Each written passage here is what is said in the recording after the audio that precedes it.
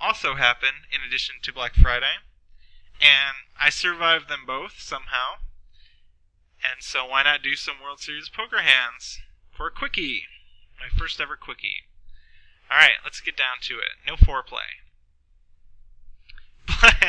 Blind 75, 150. This isn't a 1500 prelim. This is like the 10th event I've played this series. So, people are in the groove. People aren't nervous anymore. We're having fun at the table. People are chatting. The table is really soft. There's a couple of good players. Me, a gent named Buckshot, who actually went pretty deep in the main event this year. And the villain in this hand, P. Mahoney online, also known as Pat Mahoney in real life. So yeah, that's it. I had like 7,000 at this point, which is a pretty good stack at 75, 150. You start with 4,500, so definitely off to a great start. And I have pocket aces. That's pretty awesome. Open to 400 in the hijack, standard. You could do a little more, you could do a little less, doesn't matter. Recreational player calls on the button. Me and this guy actually have a lot of history. We final tabled a Bellagio $500 prelim together, and I busted him with pocket nines versus pocket aces all in preflop. So, we definitely have a lot of history, and every time we're in a hand, he makes some comment like, "Hey, pocket nines, are you going to stack me this?" Something stupid like that. So, we have that kind of a dynamic going on. And Pat Mahoney calls on the big blind. He's probably doing this with a lot of hands since he covers me. We both have, I have about 50 big blinds. He has more, so he's going to be doing this with Broadway, pairs, some connectors, pretty wide range. Flop is 9-5-3. Pretty mundane flop. Pretty happy to see it. Pat checks. I c-bet.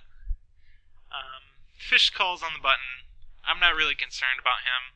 I feel like this guy is a pretty ABC player. If he had something good, he would raise. So he probably has a 9, a pocket pair, or possibly some kind of draw. And then, boom, boom, boom. Pat raises to 2,200.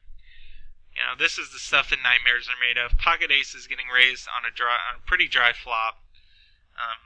It's something that you always hate. Especially when you're 50 big blinds deep. But, my first reaction in this hand, honestly, was to go all in. While Pat was thinking, I was thinking, if he raises, I'm going all in. That's the thought that was going through my mind. So, that was my first reaction, but, there's a lot to think about in this hand, so, let's think about it. What kind of hands could Pat have pre-flop? He doesn't have a big pair. He doesn't have 10s plus. He doesn't have 10s, jacks, queens, or kings, okay? He would 3-bet those 100%. I can pretty much guarantee it since the fish called on the button. It's possible he could flat those in the big blind if it were just a head-up pot, but, there's no way he has 10s plus. So let's just get that out of his range. Let's think about medium pocket pairs. Very unlikely. He would just never raise those as a bluff out of position. He would just fold on the flop. Flush draw. Would he raise a flush draw here? This is really player dependent. I knew very little about Pat, and I still really don't know much about him. I've played with him plenty online. I'm sure I have over 1,000 hands on him, probably more. But, online tournaments are pretty repetitive and mundane, and they're always so short stacked, so you don't exactly know what people are going to do in these semi-deep stack situations. And also, people play a little different live than online. So, he's basically an unknown to me. But I do know that he's a good player, so that is something. But anyway, would he raise a flush draw? That's something online. If we had 30 big blinds, I'm sure he would raise a flush draw or jam. But since we have 50 big blinds, I think it's a little less likely that he's going to raise a flush draw. Because he's not going to want to get in 50 big blinds if I re-raise.